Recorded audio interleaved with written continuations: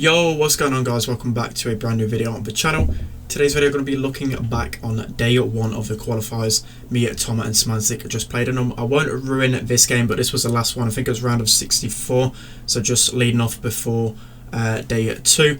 But I won't ruin the results of this game, but just know that me, Tom and SpenLC played really well in these ones. Let's just jump straight into the first game. Okay guys, jumping into the first game. So the bans for this best of 5 set were Ems and Sprout. So obviously near enough every single team we face or as ourselves banned Sprout, just because Sprout's so OP in a minute and really annoying to face. So I don't think anyone really wants to face Sprout because it kind of removes the skill going into this. But Tom are going to go really low there. They actually had a really good comp to us because B and Rico counter the Jackie.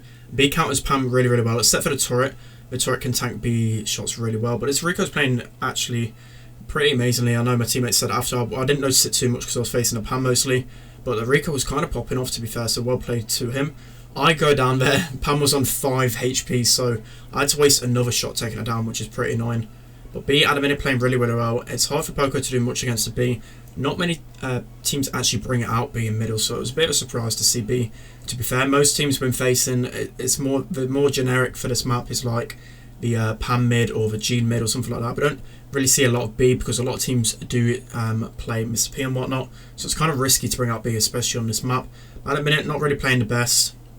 Their Rico's got complete control. Their Pam's playing really well. That B's just melting us, and so's the Rico. To be fair, Rico's literally got a godsend matchup, and so's the B. The B and the Rico just hard counter me so much, I literally can't do anything. I won my matchup at the beginning, but once I use my gadgets up, Jackie just isn't that good at all. It's really hard to do anything and to push in. But at the moment, they've got countdown. They've played really well, held the centre for literally the majority of the match. But here I sneak up and get the Pam down. We do get a nice Poco heal from Tom, and they managed to get him down there. Semantic can sneak out with 5 gems. So at the minute we've clutched back, to be fair, with a really bad start. But now I think I only have 1 gadget left, or like no gadgets left. So I'm pretty useless at the moment. Going to be trying to sneak up against this Rico. Rico does a good job scouting. I'm just going to go down. I'm just trying to prolong my death as long as possible. And here at the moment, the reason why Tom went in there is because we were 2 gems up, and obviously a gem spawns every, I think it's every 7 seconds or every 8 seconds, and it would have been really close. Semantic called it that we needed to get that last gem, so Tom kind of went up there, and it would have been literally a last second thing, so it would have been really risky to go back, but at the same time it was risky to try and fight for that centre. Probably should have just pulled back there, and that's why we lost the first one. So losing the first one there, let's see if we can jump back in the next one. Right, into the next game. So we switched to the more generic comp. This is a comp that a lot of people run and a lot of pro teams play. So it's Mr. P, Bo and Pam. We send in Mr. P mid against B just because Mr. P literally hard counters B, and that's why you can't really play B 2 times in a row, just because you're going to be able to counter it really easily. You can either go Jean or Mr. P to counter B, and B's not going to have a good matchup at all. B's only good against like the Poco double tank comps, so on their end it wasn't really wise to play the B. Even though B had a good start there killing Tom, Rico went in his lane there, but I can beat Pam pretty easily. My mine's clutching up there. That's a really good spot to put the mines, just because it stops them from running back. It's really hard to dodge shots and then trying not to hit their mines. So a good tip for you guys, either break the right hand side with the bow mines, or you place it just above that choke point, so whenever we run back they're either going to get hit by the bow mines or they have to run forward and they're just going to get hit by your shots. So I mean, that was quite clutch from the bow mines. Everything's in the middle here. I'm just trying to get super again. At the minute I'm just keeping my lane really well. Semantic's pushed up as well. Tom's doing a good job in mid. I'm working my way around. The thing about Bo as well, I really like Bo. People underestimate his damage, but I really enjoy playing him, especially on this map. He can sneak up a lot of times and catch people off guard. I get a nice double kill here. I'm looking for the triple, but a nice retaliation from us. A real clean game. We did have a bit of a rough start on that one, but managed to clutch up in the end and regain position because B's just not that good against Mr. P. But let's go into the next one. Okay guys, jumping into the next game now. So we've gone for the same comp, kind of risky on our end. Inside of this meta it's like rock, paper, scissors, so you kind of don't want to really risk on the same comp. But I mean, we've tried this in scrims, and it does defeat a Poco double tank comp, and it's just a really good hybrid comp. It's kind of hard, especially in this meta, to find a comp that beats every single comp in the game. Previous metas, there was like 1 or 2 good comps you could play, but in this one you can literally bring out so many different brawlers, to be fair. But Bo is especially better on the right hand side. My mind's managed to catch out Mr. P, but Bo down on the right hand side, it really helps his attack pattern, especially on this map. So majority of the time I'm going to be beating people, especially if Bo goes down this lane. There's good minds from them. I managed to call it out. Tom's going to go down, but it was good pressure anyway.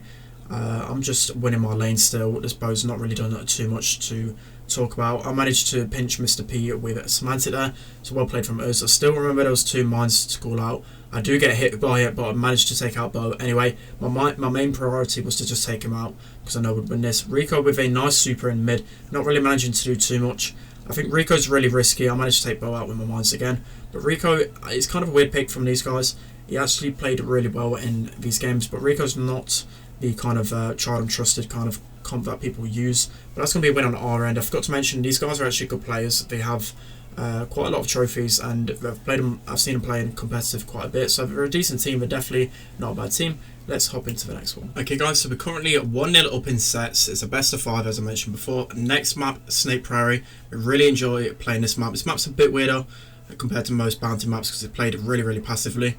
But now we've kind of experimented in scrims, and Piper's actually better than Brock from what we've played. We used to always play Brock, and literally every other team used to play Brock, but Piper's been used a lot better just because of that Tara gadget at the beginning. As you can see, you can just pop that Tara gadget, and Piper can like 2-tap Brock and 2-tap Tara, and basically 2-tap Bo at max range as well, which it's really good at the beginning. And as you can see, Semantic breaking up the right, I break up the left straight away. So really good start from us. It's literally a perfect start on our side of things. It's kind of difficult, especially when that Tara's got pulled, because Tara can pull at me or Piper. That's the only bad thing about not having a Brock, because Brock has them 3 jumps, and you can just basically avoid Tara supers 3 times in a row. So now Tara can actually target 2 of us, whereas our Tara can only really target, well, all 3 of us actually, their Tara can target. Our Tara can only target 2 of them. So at the moment, 3-0, not really too much going on. I just want to break up that left hand side. I want to just keep cycling my supers over and over again. They're playing it patient, which is what you want to do on Snake Prairie. A lot of times you just want to wait until the last kind of 20 seconds really to really do anything. I'm going to activate my mines just to make sure we don't get them in the end. Tom with a super on Tara, just killing them. I'm going to try and get that Brock down. Brock's really weak, but it doesn't matter anyway because we're still up by 1. If Tom didn't get that kill on Tara, we probably would have been in a bad position. But as you can see, I really like placing the mines there, especially when I spawn on this side, because Snake Prairie is not symmetrical, so it can vary what side you spawn. So I wanted just to put the mines there, because Tara normally pushes behind a wall when she's got super, just so she has a lot of presence. As you can see, Tara walking straight into my mines, and we're able to kill her, I think. No, actually not able to kill her there, but 5 seconds left. They can't really do too much. Semantic, not really the lowest at the moment. He's got jump so he can get out of danger. Tom has super, so he weren't really in danger too. So that's a good start from us, winning at 3-0 pretty comfortably. Let's go into the next one. Alright guys, going into the next game. So same comps again. Normally the Piper beats the Brock. As I said before, Brock's really good at coming back into things, but Piper at the beginning, Snake Prairie is all about how you start. And as you can see by the Tara gadget, you can just literally see so much. And if you're a good Piper like Semantic is, he's one of the best Pipers in the world, so he's going to be hitting a lot of shots. So it's really vital that we get that mid star there as well. So it's easy to get pressure with Piper as well. If you hit a shot, enemies can't really push that mid star, because then there'll be 1 shot or a couple of shots from me. So you don't really want to push it when you get hit by Piper. So it's easy for me to get that mid star. At the moment, they push pretty well. They managed to take out one of my gadgets, but we're able to break both sides up. Semantic with a nice snipe on Bo there. Tara misses super as well, so it's literally as perfect as a start as it gets really. But at the moment, we're just building up supers. I could just literally sit in a turret. There's no need for me to really go up and even shoot the opposition, because all I'm going to do is feed their supers. So I may as well just sit back, get my super up, and regroup there. So at the moment it's 5-0. We're in a really good position. This is the best position you can be in. I'll place my mines there again. You want to be sneaky with Bo when you're placing your mines. You want to be placing them in the grass and place them literally on your feet, so we don't see where the mines are. I don't know where the mines are at all here, so I did place it at the same time as last time. Probably should have switched up my position a bit, just because the Tara's just read it there.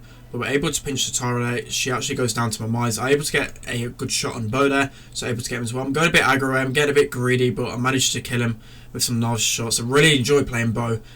Bo's really about how you position and how you move with his shots, but I really enjoy playing him. He's such a fun brawler to play. Don't get to play him too often, but on these maps he's really good on. But nice double pull from Tom. He actually gets both of them there, so really well played. And then I know for sure, I remember calling it out, but there's Tara must have sneaked by. She was on that left hand side. She didn't activate the mines either, so she was basically somewhere along that left hand side. But able to get 7 stars there, but just sweep the enemies there. We have a really nice plays from our side of things. It's all about the start at Snake Prairie. We managed to get that first star, managed to get a couple of kills as well. So really well played from us. Let's go into the next game, which is Super Stadium. Next game, so they're actually running B and Frank, so we've not really faced too much B in scrims. So it's kind of surprising for these guys to run it, but Frank I can actually understand because Frank counters Jackie really well, and Frank counters the likes of the Poco double tank comps that you actually see a lot on this map. But Gene, we have tried Gene a lot. We used to go Mr. P here, but Gene is really good against Jackie and other brawlers, and Mr.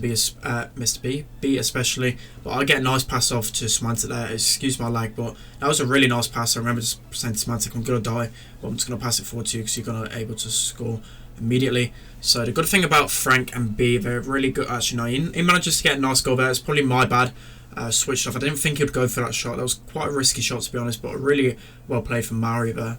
But as I was saying, Frank combined with B is actually really good. You break up the map, and then basically B can just go to town. B is so good once the map is broken. It's really easy just to literally control the whole game if everything's open. That's why B is really good in overtime as well, because once you got super, you can just keep cycling it over and over again. You don't really have to aim too much if you hit someone with super. You just spam that auto aim. But B is really good. But Genie counters B really well. I think I'll go for a ball here. I can't actually remember. But Frank's going to look for the... So Frank's got a decent side against any of us there. Frank actually manages to catch me off with his super. But Frank has a good matchup in Sandy or Jackie, to be honest, just because Sandy hasn't got the DPS to deal with Frank, and Jackie just hasn't got the DPS to deal with Frank either, to be honest. She's got a HP, but Frank can just super Jackie every single time and pop the gadget, so that's why he's pretty good.